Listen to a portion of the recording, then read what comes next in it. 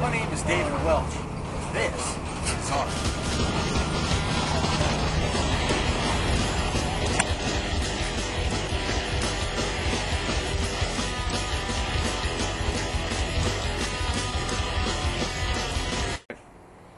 Okay, today's episode, what we're going to be doing is installing some mono-leaf springs on a 1954 pickup.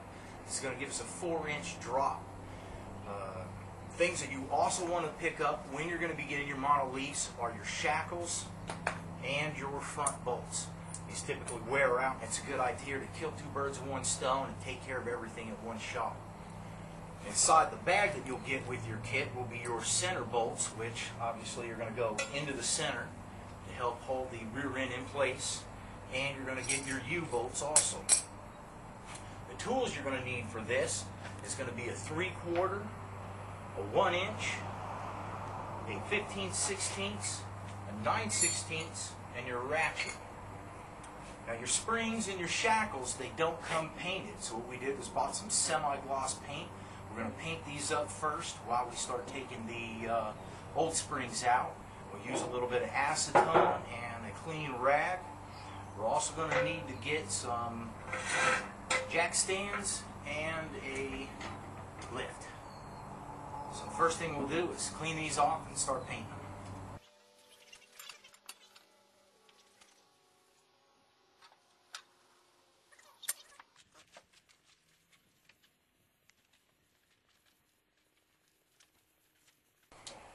Okay, we're going to start by jacking up the truck. Now we're not going to go massively high, we're just going to bring it up a little bit so we take a little bit of the tension off the springs and it's easier to work with. So just jack it up a little bit and get some stands underneath there to be safe. So one of the first things we're going to be doing is unbolting our U-bolts. When we're going to do that, we're not going to just unbolt one. We're going to go around in a rotation, make sure they're all nice and loose, and then we're going to bring them all down nice and slowly. You want to make sure that you don't have any great tension on the spring, because when that last bolt comes off, it can come down on you hard. So make sure that when you jack up the truck, you only do it enough to take the tension off the spring.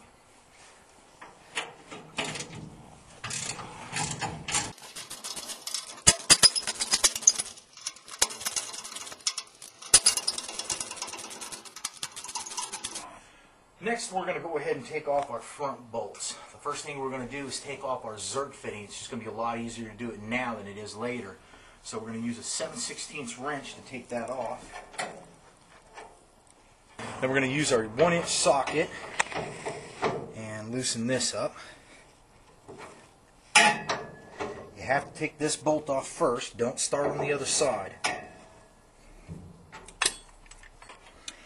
Now these pieces off, this bolt right here, being held on with a 15/16, will unscrew from the other side.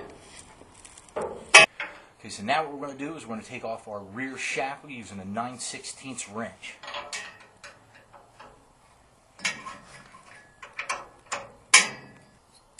And then this right here, this is real important. When you're taking these off, make sure you don't have tension on the spring, otherwise this will just let off on you.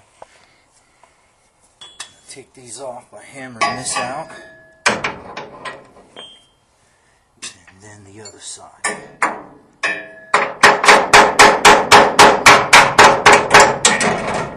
Okay, now what we're going to do is we're going to take this piece right here and we're going to take off the old rubber bushings that are on. Now what we're going to do is we're going to take this piece out because we get a new one with our shackle kit.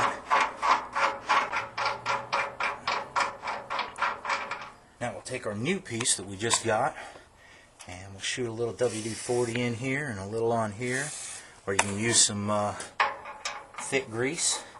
And you're going to want to make sure that when this Zerk fitting, whichever way it goes on, you're still going to be able to put grease in it. Now we can see because of this mount right here, this isn't going to work. So we're going to flip it around the other way, and we know we've got enough clearance on the other side in between the fender. When you screw this in, you want to make sure that you screw it in exactly even on both sides. So there we've got it nice and even on both sides. And we can go get our springs and start installing. Okay, this is going to be a good time to get your old brackets and go ahead and clean them up and paint them all over again so you do a quality job in the end.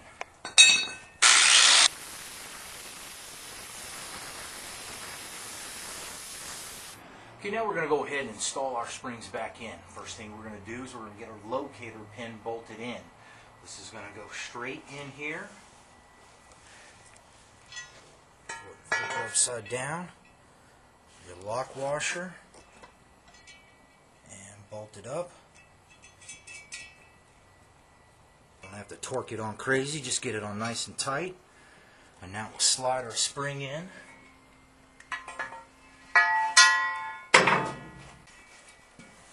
Let's start with our front first.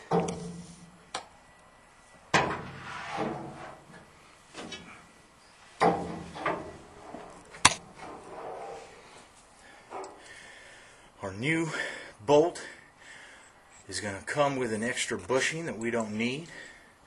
This is for the people that aren't doing mono leafs, just doing originals. So first we bolt this in.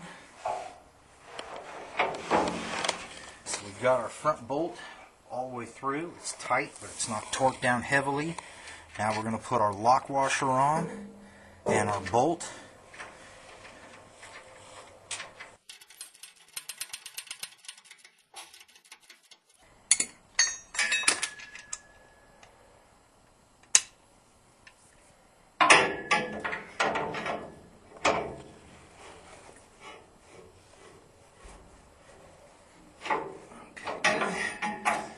Started on the back. Okay, so we're going to make sure that we've got this piece right here centered, this piece centered. We'll make sure that our zerk fittings are facing where we'll be able to get our zerk gun on it. We're going to take our rubber bushings right here and put them on both sides. This helps keep the grease inside, the bottom and the top.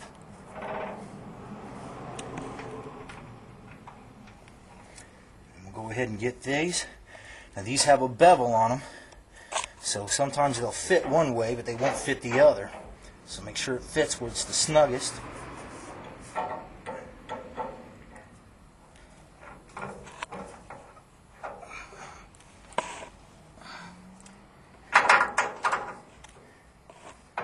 Okay, and we should then we're going to go ahead and take our bolt and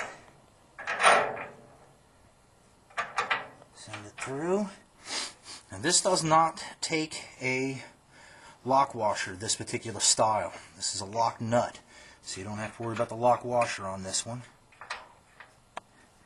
We'll set her down and then tighten her up. Okay. On this truck, we want it real low. So the previous owner put these blocks in. So what we're going to do is you put your block on and you put it right where your center post is, or your centering. And you can see we've got this gap right here.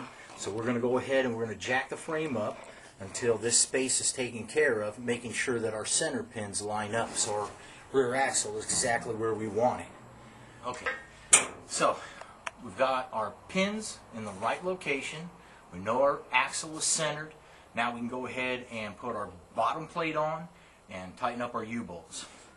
The center plate also has a hole for the center bolt to keep everybody in line.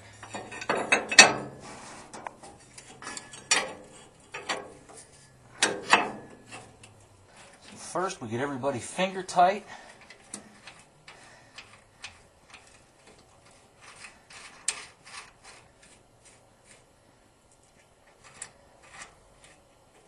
And what we're going to do is when we tighten them up, you're not just going to grab one and tighten it all the way because it'll twist and torque these things wrong. So we're going to go around in a circle and slowly tighten everything up so it's nice and even when it goes.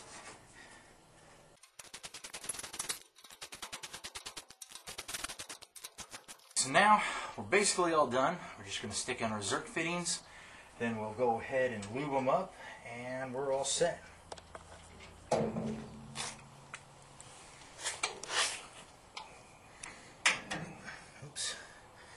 Okay, so there you have it. A couple of hours in an afternoon and you're slammed on the ground so low you could scrape beer bottles down the road.